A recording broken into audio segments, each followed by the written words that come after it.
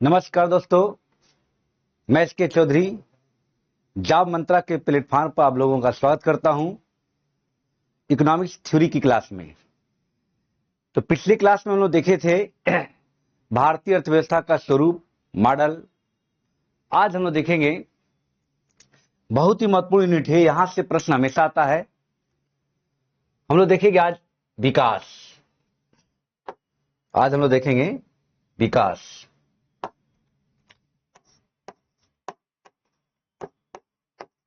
Development. आज की class है डेवलपमेंट से। इस डेवलपमेंट में 4 टर्म्स को समझना है। 4 तरह के टर्म्स हम लोग देखेंगे। एक है सस्टेनेबल डेवलपमेंट, सतत विकास।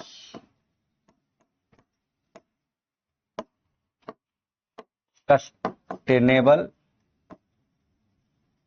डेवलपमेंट। दूसरा है समावेशी विकास। समावेशी विकास, इंक्लूसिव डेवलपमेंट। Inclusive development. तीसरा है आर्थिक समृद्धि।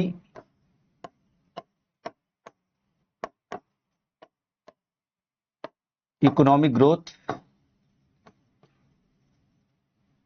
Economic growth. और इसके बाद है आपका आर्थिक विकास। आर्थिक विकास, इकोनॉमिक डेवलपमेंट। Economic development. ये 4 तरह के टर्म्स आज हम लोग को समझना है।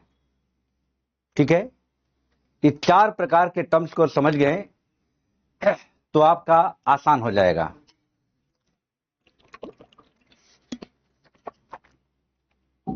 यहां से एक प्रश्न निश्चित आना है। टीसीएस और आरओ की परीक्षाओं में या कोई भी परीक्षा हो, यहां से एक निश्चित आना है। कभी कभी 2 या 3 आ सकते हैं। हल्का सा समझते हैं सब क्या है, इसके बाद एक एक को डिफाइन करेंगे हम लोग। सस्टेनेबल डेवलपमेंट, सतत विकास, यानी विकास की ऐसी प्रक्रिया है जिसमें वर्तमान पीढ़ी की भी आवश्यकताओं को पूर्ति किया जाए और जो आने वाली पीढ़ी है उनकी भी आवश्यकताएं प्रभावित ना हो। अगर ऐसा विकास हो रहा है तो उसी को हम लोग कहते हैं सस्टेनेबल डेवलपमेंट या सतत विकास। इसकी पूरी कहानी है, कैसे टर्म्स आया है इसको देखेंगे। समावेशी विकास का मतलब सीधा सा कॉन्सेप्ट, विकास की ऐसी प्रक्रिया जिसमें सभी लोगों की भागीदारी हो, सभी आर्थिक क्षेत्रों की भागीदारी हो, सभी भौगोलिक क्षेत्रों की भागीदारी हो, तो उसी को समावेशी विकास कहते हैं। यानी इसको साथ में एक टर्म्स दिया गया है, सबका साथ सबका विकास। लेकिन अगर डिफाइन करना हो कि क्या है समावेशी विकास, तो विकास की एक ऐसी प्रक्रिया है जिसमें सभी लोगों की, यानी सभी लोग का मतलब अमीर, गरीब, एससी, एसटी, ओबीसी, माइनॉरिटी, सभी लोगों की विकास में भागीदारी हो। सभी आर्थिक क्षेत्र यानी इकोनॉमिक्स के सेक्टर के जो भी सेक्टर है, चाहे एग्रीकल्चर सेक्टर हो, इंडस्ट्रियल सेक्टर हो, सर्विस सेक्टर हो, सभी की भागीदारी सुनिश्चित हो। और सभी भौगोलिक क्षेत्र यानी पर्वत है, पठार है, मैदान है, इन सबकी भागीदारी सुनिश्चित हो, तो उसी को हम समावेशी विकास कहते हैं।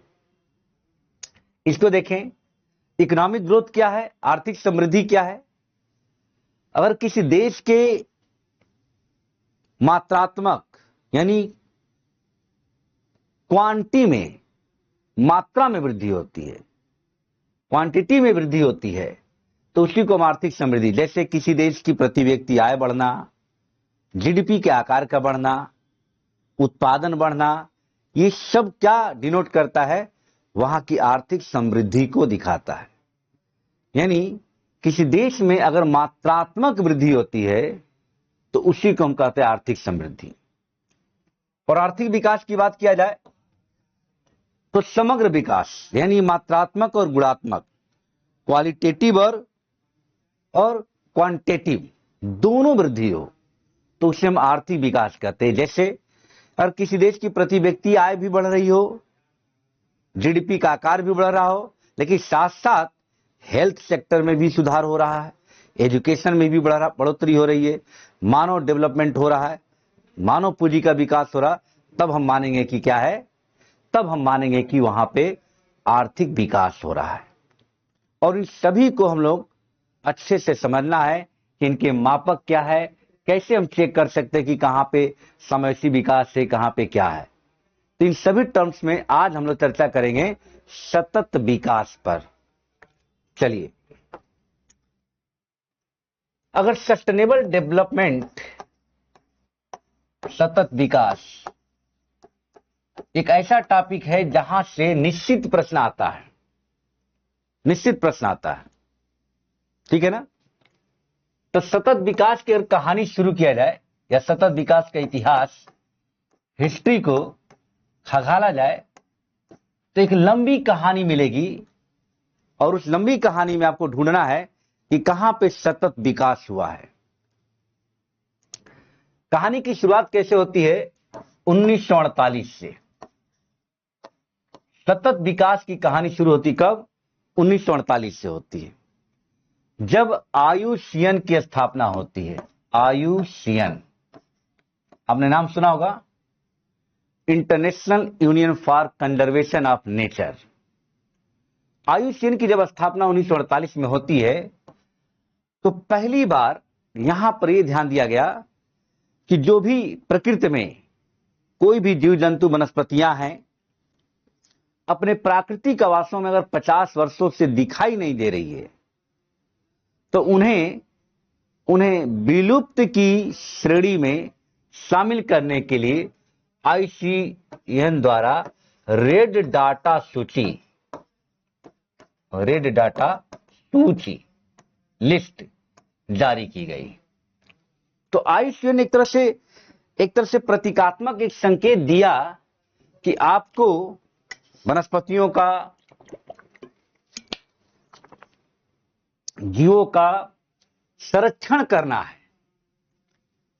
आईसीएन का अगर मुख्यालय की बात किया जाए तो कहां पे है? आईसीएन का मुख्यालय है ग्लेड। ये ग्लेड कहां है? स्विट्जरलैंड में है, स्विट्जरलैंड में है। ये पूछा जाता है। स्थापना 1948 में, मुख्यालय कहां पे? ग्लेड में है। और काम क्या है? जो विलुप्त हो चुके हैं, विलुप्त जीवों के लिए रेड डाटा सूची जारी करता है। और किस कंडीशन में जारी करता है? ये देखता है कि वो कोई जीव अपने प्राकृतिक आवासों में 50 वर्षों से अगर नहीं दिखाई दे रहा है तो उन्हें विलुप्त श्रेणी में शामिल करने के लिए रेड डाटा सूची जारी करता है। इसके लिए कई तरह की कैटेगरी है, 9 इसकी कैटेगरी है, 9 प्रकार की कैटेगरी है। 9 प्रकार की कैटेगरी में इसको बांटा गया है श्रेणी में। किसी को संकटग्रस्त, क्रिटिकली किसी को कह दिया जाता है। तो इस तरह से 9 कैटेगरी में बांटा गया है। लेकिन यहां भी सतत विकास की बात हुई नहीं। तो 1948 के बाद अगली कहानी चलती है हमारी, एकदम इसी तरह कहानी को याद कीजिएगा। इसके बाद अगली कहानी हमारी चलती है, कहानी को दिखाने के लिए अलग है। ऐसे सन वाइज याद करोगे ना तो कहानी याद रहेगी, इतिहास। तो 48 के बाद हम आते हैं 1962 में। अगली कहानी हमारी शुरू होती है 1962 में, ठीक है। 1962 में रेचर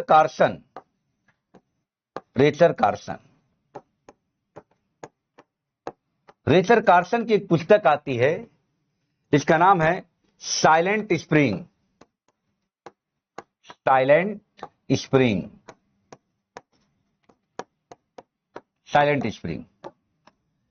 रेचर कार्सन की एक पुस्तक आती है, तहलका मचाती है। इस पुस्तक में पहली बार बताया गया रेचर कार्सन के द्वारा कि यदि मानव प्रकृति का विनाश करेगा ना, तो प्रकृति भी मानव का विनाश कर देगी। ये बात जब बताई गई कि यदि प्रकृति का मानव विनाश कर रहा, तो एक न एक दिन मानव भी प्रकृति का विनाश कर देगी। ये बात रेचल कार्सन के द्वारा साइलेंट स्प्रिंग में बताई गई। यहां से थोड़ा सा डर है कि अच्छा ऐसा भी हो सकता है क्या। तब इसके बाद आता है आपका वर्ष 1968। देखिए कहानी कैसे शुरू हो रही है। कहानी देखिए कैसे शुरू होती। इसके बाद आता है 1968। ठीक है, 1968 में होता क्या है, 1968 में क्लब ऑफ रोम का गठन किया जाता है। क्लब ऑफ रोम का गठन किया जाता है, मोस्ट इंपॉर्टेंट। और इसमें तमाम विशेषज्ञ रणनीतिकार रहते हैं। क्लब ऑफ रोम के द्वारा एक कॉन्सेप्ट दिया गया, limit to growth. Limit to growth, Hindi में अगर कहें अभिवृद्धि की सीमा। अभिवृद्धि की सीमा, लिमिट टू ग्रोथ, अभिवृद्धि की सीमा दी गई। और इसमें कहा गया कि यदि मानव जिस तरह संसाधनों का उपभोग कर रहा है, जिस तरह से भोजन को उपभोग कर रहा है, प्रकृति का उपभोग कर रहा है, ऐसे ही करते रहे तो आने वाले 100 वर्षों में अभिवृद्धि की सीमा समाप्त हो जाएगी। ये बात की गई क्लब ऑफ रोम के द्वारा। ठीक है, तो 100 वर्षों में, इसकी रिपोर्ट 1972 में आती है, लेकिन क्लब ऑफ रोम का गठन 68 में हो जाता है और इसमें अभिवृद्धि की सीमा का कॉन्सेप्ट दिया गया। सीधे पूछा जाता है लिमिट टू ग्रोथ का कॉन्सेप्ट किसके द्वारा दिया गया, तो आपको दिमाग में बैठा लेना कि अभिवृद्धि की सीमा का जो कॉन्सेप्ट है वो किसके द्वारा दिया गया, तो लिमिट टू ग्रोथ का कॉन्सेप्ट क्लब ऑफ रोम द्वारा दिया गया। यहां तक की कहानी समझ में आई। 48 में आयुष्यन, 48 के बाद हम लोग किस में आ गए, ठीक है,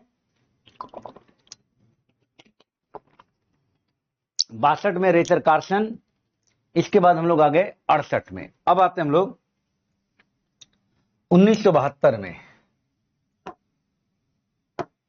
यहां से कहानी आगे बढ़ती है 1972 में, मोस्ट इंपॉर्टेंट, स्टॉकहोम से।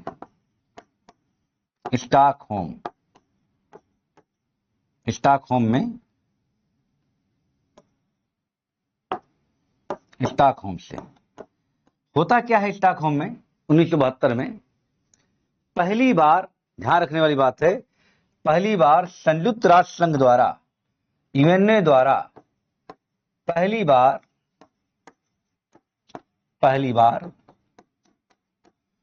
पर्यावरण को लेकर एक वैश्विक सम्मेलन का आयोजन किया गया। वैश्विक सम्मेलन का आयोजन किया गया। पर्यावरण को लेकर पहली बार वैश्विक सम्मेलन का आयोजन किया गया। इसी सम्मेलन में 3-4 बातें हुई, ध्यान रखना है, बहुत महत्वपूर्ण है।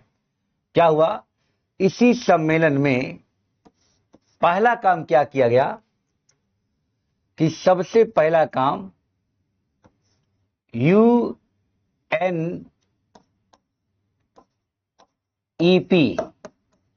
United Nation environment programme, UNEP का गठन किया गया। 1972 में यूएनईपी का गठन किया गया। 1972 में United Nation environment programme, UNEP का गठन किया गया। ठीक है, और इसी के द्वारा ये देखा कि वैश्विक जो पर्यावरण है इसको कैसे बचाया जाए, पर्यावरण का संरक्षण कैसे किया जाए, इसी को लेकर कहानी शुरू होती है। पर्यावरण संरक्षण को लेकर कहानी शुरू होती है और इसमें यह देखा जाता है कि किस तरह से पर्यावरण के प्रति लोगों को जागरूक किया जाए, पर्यावरण के प्रति लोग कैसे आगे आए, इसी को लेकर यूएनईपी को कार्यभार सौंपाया गया। ठीक है ना, यूएनईपी का गठन किया गया। और पहली बार यहीं पर जागरूकता के लिए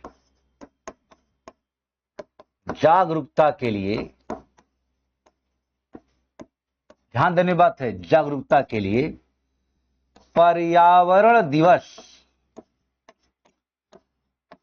दिवस मनाने जाने की भी बात की गई। यानी यहीं पर 72 में ही पर्यावरण दिवस मनाए जाने की बात की गई। एक तो यूएनईपी का गठन किया गया और यूएनईपी के द्वारा ही पर्यावरण दिवस मनाए जाने की बात कही जाती है। ठीक है, और हर 5 जून को क्या है, पर्यावरण दिवस मनाए जाने की बात की गई। पहला पर्यावरण दिवस 1973 में आयोजित किया गया। ठीक है, इस बार का कोई बताएगा कि थीम क्या था? इस बार की जो पर्यावरण दिवस की थीम, अक्सर आपको परीक्षा में यही पूछेगा, थीम पूछता है कि पर्यावरण दिवस की थीम क्या होगी। तो इस थीम को जानना होता है। और एक काम और क्या किया गया इसमें, इसी में एक पुरस्कार दिया गया, ग्लोबल 500। इतनी बातों को आपको समझना है कि 1972 के जो स्टॉकहोम सम्मेलन में संयुक्त राष्ट्र संघ के द्वारा पहली बार पर्यावरण को लेकर एक सम्मेलन आयोजित किया गया, इसी को हम बोलते हैं स्टॉकहोम सम्मेलन। इसी को पर्यावरण का मैग्ना कार्टा भी कहा जाता है। ठीक है ना, बहुत बार पूछा गया पर्यावरण का मैग्ना कार्टा किसको कहा जाता है? स्टॉकहोम सम्मेलन को। क्योंकि यहीं पर देखा जाए तो पर्यावरण के लिए 2 काम किया गया कि कैसे बचाया जाए। एक तो यूएनईपी का गठन किया गया 1972 में, मुख्यालय कहां है? नैरोबी। दूसरा काम क्या, पहली बार पर्यावरण के प्रति जागरूकता के लिए पर्यावरण दिवस मनाए जाने की बात की गई। और तीसरा, जो इस क्षेत्र में अच्छा काम करेंगे उसे ग्लोबल 500 पुरस्कार दिया जाएगा। इतनी बातें की गई और 1972 से ही प्रतिवर्ष पर्यावरण दिवस मनाया जाता है। इस बार का है इंस्पायर्ड बाय नेचर, है ना। इस बार की थीम क्या है? Inspired by nature for climate for our future. Theme याद कर लीजिएगा। ठीक है, और ग्लोबल 500 पुरस्कार ही अब बदल कर क्या हो गया है? चैंपियन ऑफ द अर्थ हो गया है। चैंपियन ऑफ द अर्थ हो गया है। ठीक है ना, सुप्रिया साहू को इस बार का चैंपियन ऑफ द अर्थ दिया गया है 2025 का। 26 का भी मिला नहीं है, लास्ट दिसंबर में मिलता है। तो इतनी बातें क्लियर हो गई। एकदम ऐसे क्रम से याद कर लो, एकदम कांस्टेंट बन जाएगा।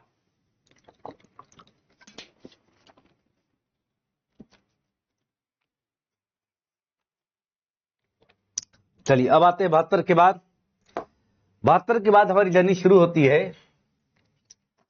1980 में। देखिए अभी तक हम 48 से 72 तक आ गए, लेकिन कहीं अभी सतत विकास की बात नहीं की गई। कहीं पर भी सतत विकास शब्द सबसे पहली बार आया 1980 में। यह महत्वपूर्ण बात है। सतत विकास शब्द सबसे पहली बार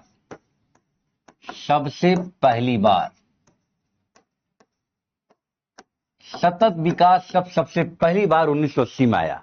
यह ध्यान रखना है। इसी में सतत विकास की चर्चा की गई। किस दौरान? जब आयुष्यन के द्वारा एक मीटिंग, अंतर्राष्ट्रीय एक मीटिंग हुई थी और उस मीटिंग में कैसे जीवों को संरक्षित करने की बात की जाए, इसी को लेकर एक वर्ल्ड कंजर्वेशन करके एक संवाद हुआ था। ठीक है ना, तो उसी संवाद में ही पहली बार एक तरह से देखा जाए तो सतत विकास शब्द आया। एक तरह से आयुष्यन के द्वारा एक मीटिंग आयोजित की गई थी अंतर्राष्ट्रीय। तो अंतर्राष्ट्रीय एक दस्तावेज एक अंतर्राष्ट्रीय दस्तावेज में सबसे पहली बार सतत विकास शब्द को दिया गया। उस दस्तावेज का नाम है world conservation strategy. World conservation strategy याद रखना है। इसी अंतर्राष्ट्रीय दस्तावेज में सबसे पहली बार सतत विकास की बात कही गई। तो हम लोग सतत विकास तक पहुंचते पहुंचते यहां समय लगा, लेकिन अभी डिफाइन नहीं किया गया। अभी सतत विकास को क्या है, केवल बताया गया। इसके बाद कहानी बढ़ती आगे। 1983 में हम जाएंगे। 1983 में देखिए क्रम से याद किया, 48, 62, 68, 72, 80 और 83। अब 83 में क्या हुआ, 83 में पहली बार WCED का गठन किया गया, world commission on environment development. World commission on environment development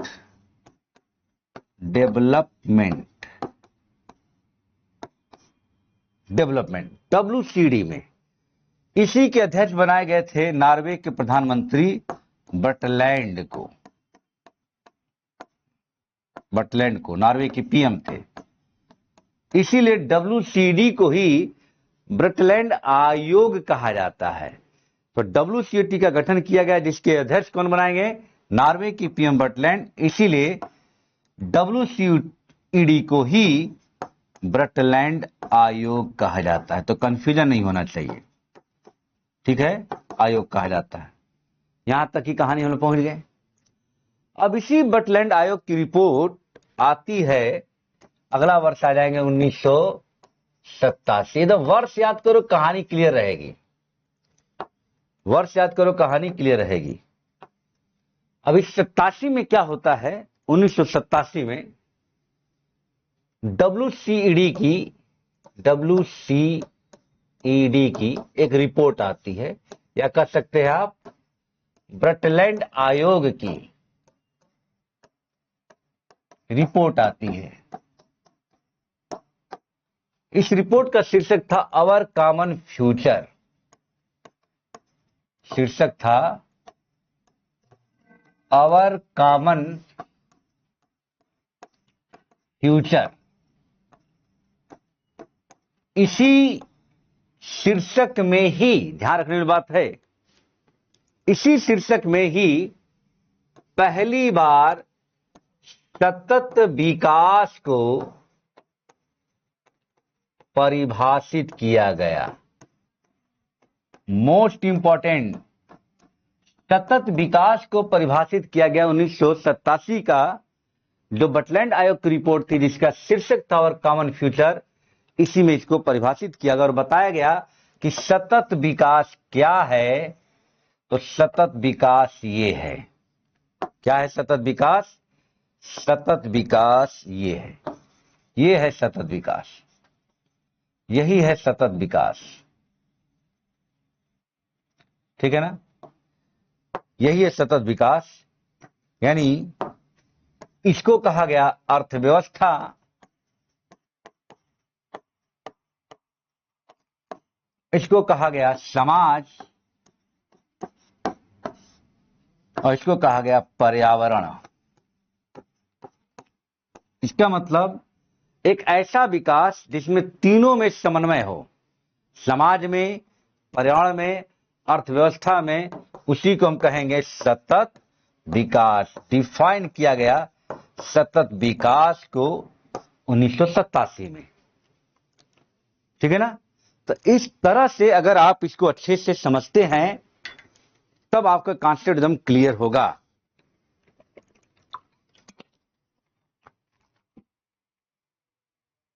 तब एकदम कॉन्सेप्ट क्लियर हो जाएगा। तो सतत विकास शब्द कब आया? 80 में। किस दौरान आया था? वर्ल्ड कंजर्वेशन स्ट्रेटजी, एक अंतर्राष्ट्रीय संवाद था उसमें। लेकिन सतत विकास परिभाषित कब किया गया तो आपको बताना है 1987 में, ठीक है ना। अब इसके आगे की कहानी हम चलते हैं, आगे चलते हैं। 87 के बाद आता है 1992, मोस्ट इंपॉर्टेंट वर्ष 1992। 1992 में आयोजित होता है पृथ्वी सम्मेलन। पृथ्वी सम्मेलन, समझ गए ना। और ये पृथ्वी सम्मेलन कहाँ आयोजित होता है? रियो डी जेनेरियो में। रियो डी जेनेरियो में, ब्राजील का एक शहर है, ब्राजील की राजधानी भी है। तो ब्राजील के रियो डी जेनेरियो में यह पृथ्वी सम्मेलन का आयोजन किया जाता है और यह एक महत्वपूर्ण शहर है, वहीं पर आयोजित किया जाता है। और क्या खासियत इसकी, ध्यान दीजिएगा। यूएनओ का, याद देखिएगा, यूएनओ का यानी संयुक्त राष्ट्र संघ का पर्यावरण और विकास, इन्वायरमेंट और डेवलपमेंट को लेकर पहला सम्मेलन किया गया।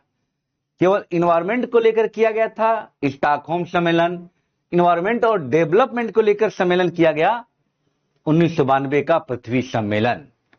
ठीक है, इसी सम्मेलन में तमाम तरह की संस्थाएं बनाई गई। इसी सम्मेलन में एजेंडा 21 की बात की गई, एजेंडा 21 की बात की गई। इसी सम्मेलन में देखा जाए तो UNFCCC बनाया गया।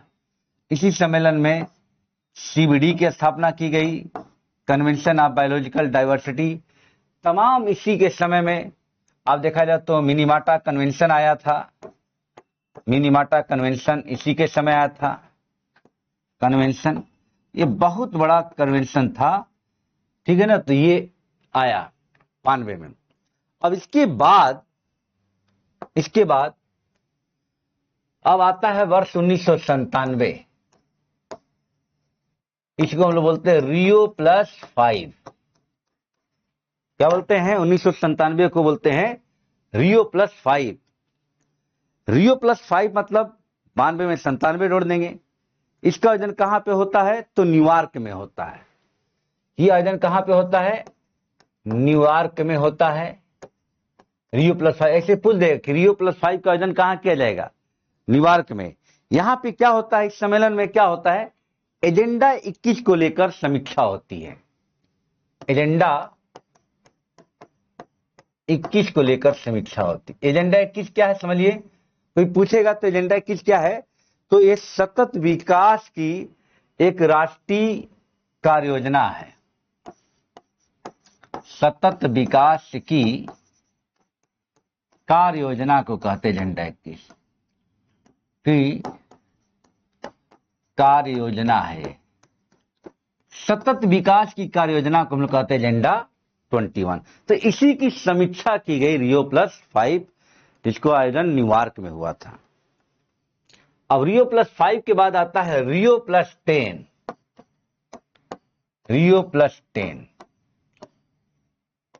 Rio+10 का मतलब क्या हो जाएगा? 2002। देखिए अब इसमें 10 जोड़ेंगे तो क्या हो जाएगा? 1992 में 10 जोड़िए 2002। तो 2002 में क्या होता है, ध्यान देने वाली बात है, इसका आयोजन होता है जोहान्सबर्ग में। जोहान्सबर्ग में। पूरा कॉन्सेप्ट क्लियर करते चलो, सन बाय सन सोचोगे ना तो याद रहेगा। तो जोहान्सबर्ग में इसका आयोजन किया गया और यहीं पर ध्यान देने वाली बात है कि जोहान्सबर्ग में आयोजन किया तो ये डिफाइन किया गया कि वर्ष 2003 को सतत विकास वर्ष घोषित किया जाएगा। 3 को सतत विकास वर्ष घोषित किया जाएगा। ये महत्वपूर्ण बात है कि 2003 को सतत विकास वर्ष घोषित किया जाएगा। ये फैसला दिया गया Rio+10 में। ठीक है, अब इसके बाद आता है Rio+20। Most important, Rio+20 2012। कहां पे आयोजन होता है Rio+20 का? रियो में ही, यानी रियो डी जेनेरियो में ही। ठीक है, क्या होता है यहां पे महत्वपूर्ण निर्णय? यूएनए का, ध्यान दीजिए, यूएनओ का सतत विकास पर, सतत विकास पर पहला सम्मेलन, पहला सम्मेलन आयोजित होता है और इसी सम्मेलन में 17 एसडीजी निर्धारित किए गए। 17 एसडीजी निर्धारित किए गए, बहुत इंपॉर्टेंट है।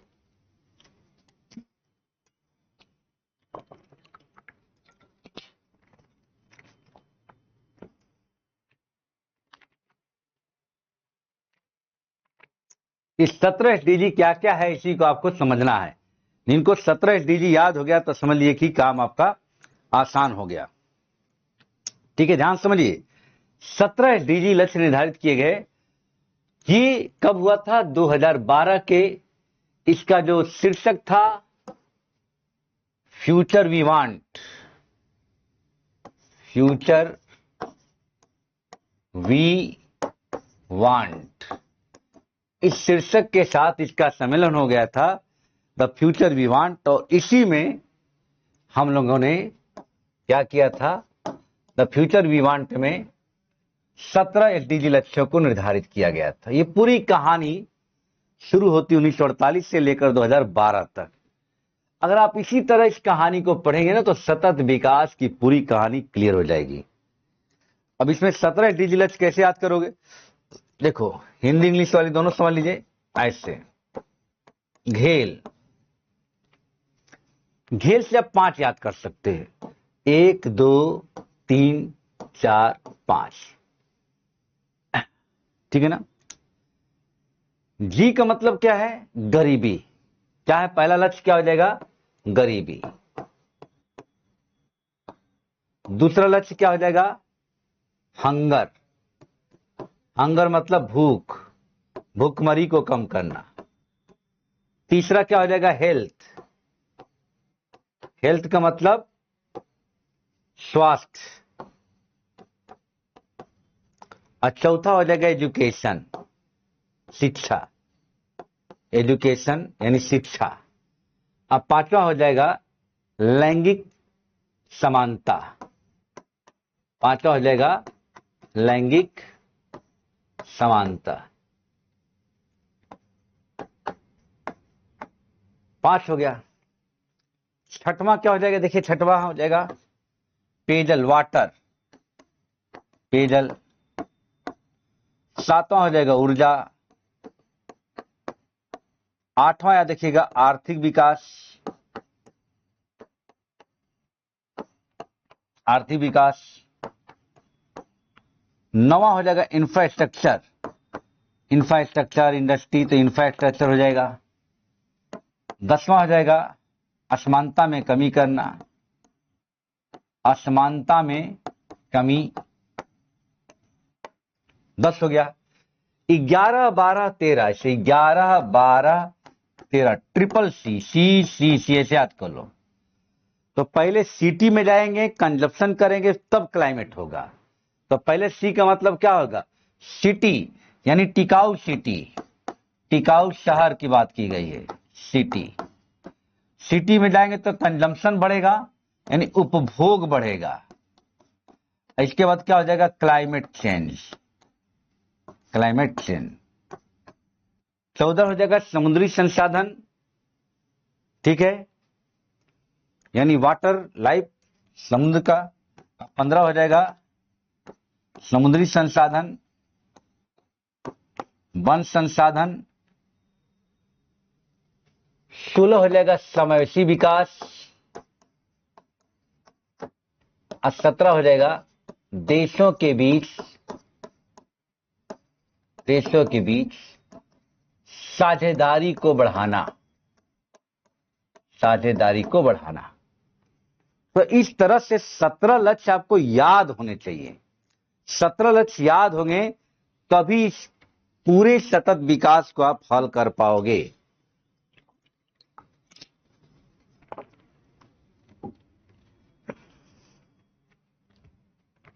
चलिए फिर से रिकॉल कर दे रहा हूं मैं एक बार।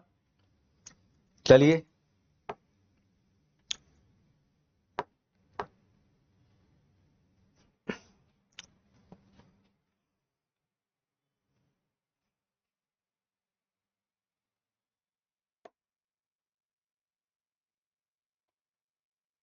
कट जाएगा ये, कट जा रहा है क्या? उधर करो, बैक करो, ये वाला, ये वाला, ये क्या आ गया? इसको यहाँ से कट कर दे। चलिए,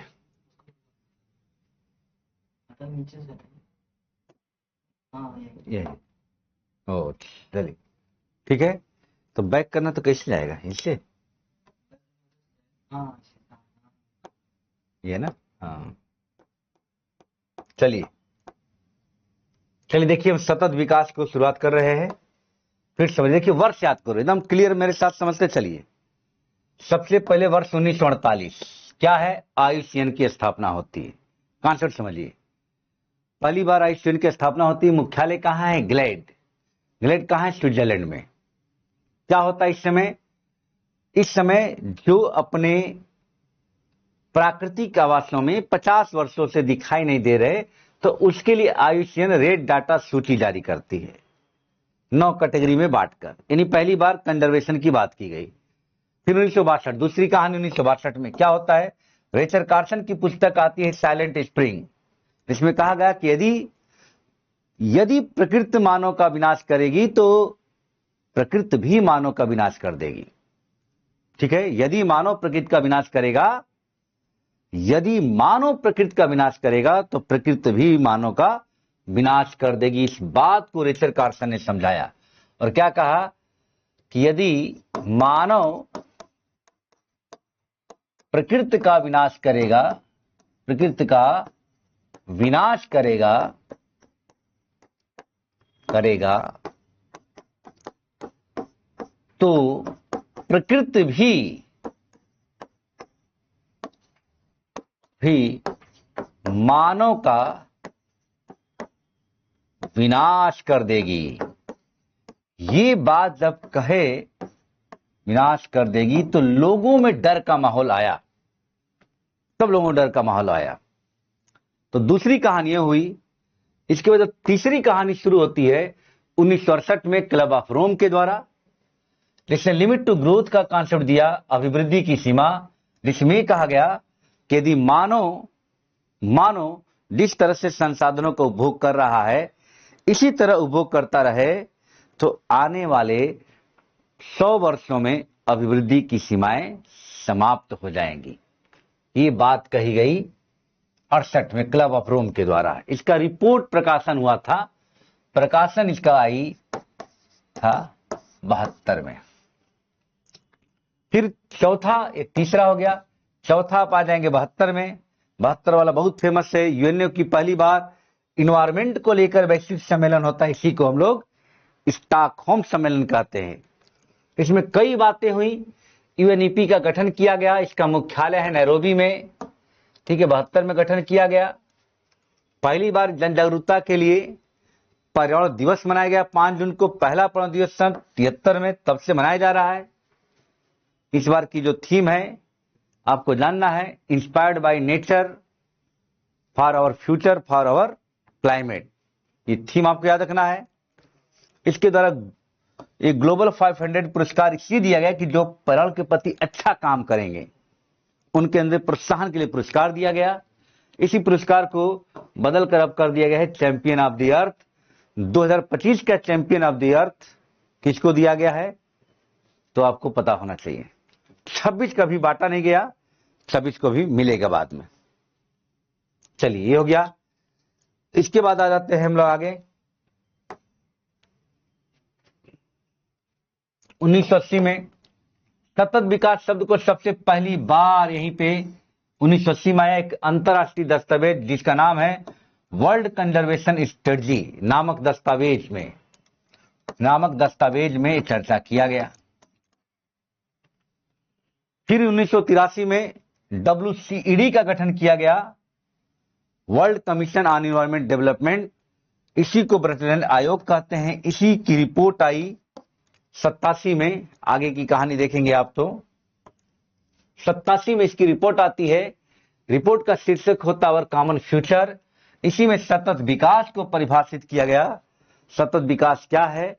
विकास की ऐसी प्रक्रिया जिसमें आने वाली पीढ़ी, वर्तमान पीढ़ी कि आवश्यकताएं मतलब अर्थव्यवस्था को ध्यान रखना है, तो इसका मतलब पर्यावरण को ध्यान रखना होगा।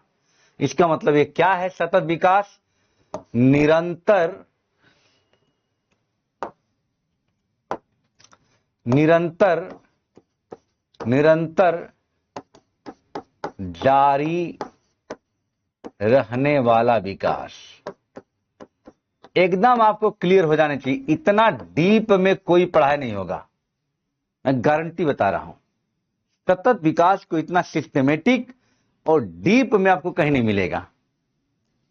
अगर इसको नोट्स कर लें तो बहुत जबरदस्त ये हो जाएगा। ठीक है, चलिए इसके बाद सतत विकास का आगे बढ़ाने के लिए 1992 में पृथ्वी सम्मेलन का आयोजन किया जाता है ब्राजील के रियो डी जनेरियो में। और ये सम्मेलन खास क्यों है? क्योंकि पहली बार पर्यावरण और विकास को लेकर इस सम्मेलन आयोजित किया गया। और इसी सम्मेलन में एजेंडा 21 की बात की गई, UNFCCC की बात की गई, CBD की बात की गई, मिनीमाटा कन्वेंशन की बात की गई। कई तरह के अंतर्राष्ट्रीय मंच यहीं पे बनाए गए, जिसमें United nation framework convention on climate change जलवायु परिवर्तन पे ही निर्णय लेती है। ठीक है ना। एजेंडा 21 क्या है? तो हमने बताया सतत विकास की एक वैश्विक कार्य योजना है, रणनीति है। सतत विकास की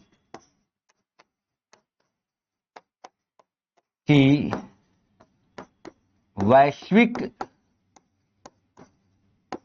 कार्य योजना है। ठीक है, समझ में आया कि नहीं ये सब चीजें?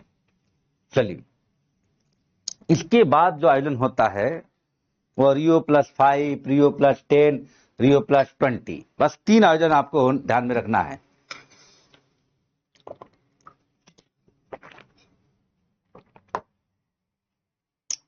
तो 1997 में Rio+5 का आयोजन किया गया। कहां पे? न्यूयॉर्क में।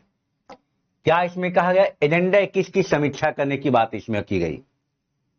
फिर Rio+10 2002 में कहां पे? जोहान्सबर्ग में। क्या कहा गया इसमें? इसमें 2003 को सतत विकास वर्ष घोषित किया गया। 2003 को सतत विकास वर्ष घोषित किया गया, ये आपको दिमाग में रखना है। क्लियर हो गया? सतत विकास वर्ष इसको घोषित किया गया 2003 को। इसके बाद आता सबसे महत्वपूर्ण Rio+20, जिसका रिपोर्ट थी the future we want, the future we want, the future we want, we want, the future we want नामक शीर्षक से रिपोर्ट आई। इस रिपोर्ट की खासियत का यूएनओ का सतत विकास पर पहला सम्मेलन, ये महत्वपूर्ण बात है।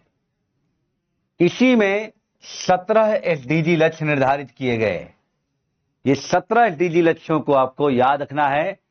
बाद में इसी को लेकर संयुक्त राष्ट्र संघ ने कि सभी देश एसडीजी लक्ष्यों के प्रति कितना सजग हैं, कितना अच्छे से काम कर रहे हैं, इसके लिए एसडीजी रिपोर्ट भी आने लगी, सूचकांक भी आने लगी। और इस सूचकांक में देशों की स्थितियों का अच्छे से आकलन भी किया गया। ठीक है, तो ये दिमाग में बताना है। तो याद कीजिए, पहले मेरे साथ चलिए, मेरे साथ आप लोग याद कीजिए। मेरे साथ आपको याद करना है, मेरे साथ आपको याद करना है कि एसडीजी लक्ष्य कुल कैसे तैयार होगा, आपको ये दिमाग में रखना है। एसडीजी लक्ष्य कैसे याद करना, मेरे साथ याद करो। 17 एसडीजी लक्ष्य आपको याद करना ही पड़ेगा। 17 एसडीजी लक्ष्य। 1 बोलो, 1 में क्या होगा? गरीबी। 2 बोलो क्या होगा? भूखमरी दूर करना, हंगर। 3 में क्या होगा? हेल्थ। 4 में क्या होगा? शिक्षा, गुणवत्तापूर्ण शिक्षा। 5 में क्या होगा? लैंगिक समानता, लैंगिक समानता। 6 में क्या होगा? पेयजल। 7 में क्या होगा? ऊर्जा। 8 में क्या होगा? आर्थिक विकास। ऐसे 2-4 बार लिखोगे याद हो जाएगा। आर्थिक विकास। 9 को आई याद करो, आई ना, 9 आई मतलब इंफ्रास्ट्रक्चर। 10 का क्या है? जो समानता में जो कमी करना, असमानता में कमी लाना। अब 11, 12, 13 ऐसे को सिटी, कंजम्पशन और क्लाइमेट ऐसे याद कर लेंगे। 14, 15 यानी पानी के नीचे का जीवन, ठीक है, और जमीन पर का जीवन, बिलो वाटर लाइफ, ठीक है। तो इसी को समुद्री संसाधन भी कहते हैं। समुद्री संसाधन, वन संसाधन, समावेशी विकास और देशों के बीच भागीदारी। देशों के बीच भागीदारी, ठीक, यही तो है सतत विकास। क्या हुआ? सतत विकास खत्म। सतत विकास की कहानी क्लियर हुई कि नहीं आपको? सतत विकास की कहानी क्लियर हुई कि नहीं आप लोगों की? बताइए, हो गई क्लियर?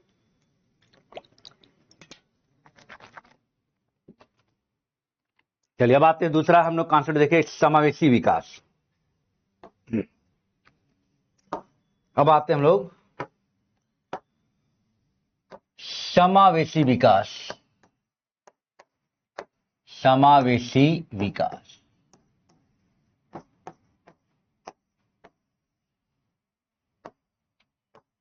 Inclusive development.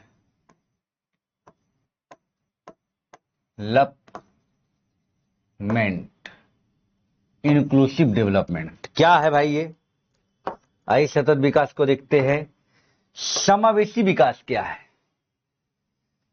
समावेशी विकास क्या है? तो विकास की प्रक्रिया है।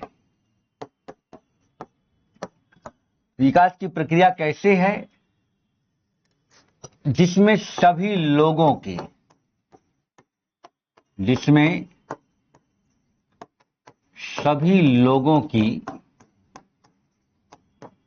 भागीदारी, सभी लोगों की भागीदारी सुनिश्चित हो। जिसमें सभी लोगों की भागीदारी सुनिश्चित हो। सभी लोगों की भागीदारी, विकास में सब लोगों का सहयोग हो। सभी लोग का मतलब क्या है? SC, ST, OBC, माइनॉरिटी, अमीर, गरीब, सबका भाई, सबका योगदान हो। दूसरा हमने क्या बताया? जिसमें सभी, ये सब मेंस में भी आप लिख लोगे, ये सब मेंस वगैरह में लिख सकते हैं आप। जिसमें सभी आर्थिक क्षेत्रों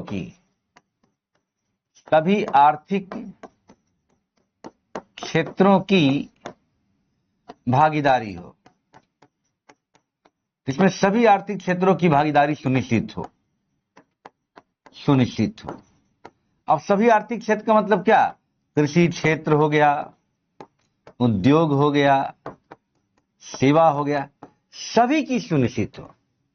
और तीसरा हमने बताया कि सभी भौगोलिक क्षेत्रों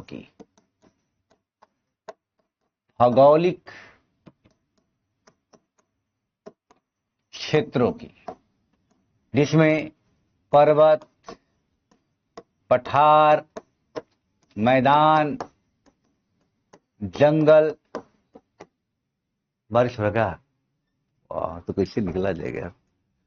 बड़ी स्थिति, हम गाड़ी उधर छुटाया, कोनो उधरे छोड़े हैं। हाँ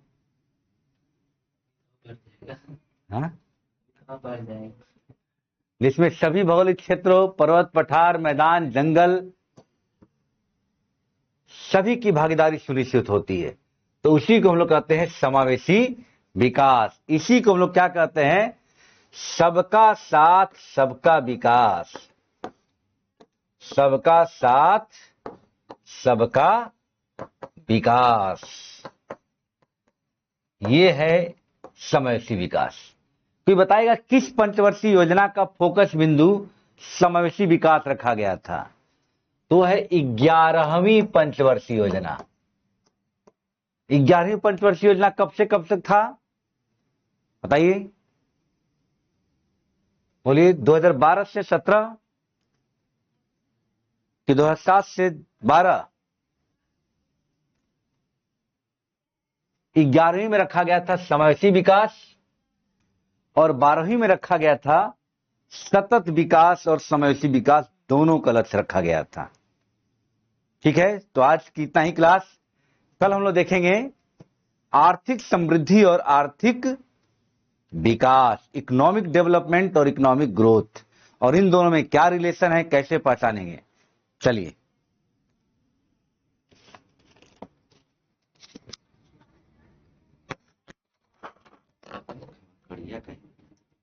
एक साथ में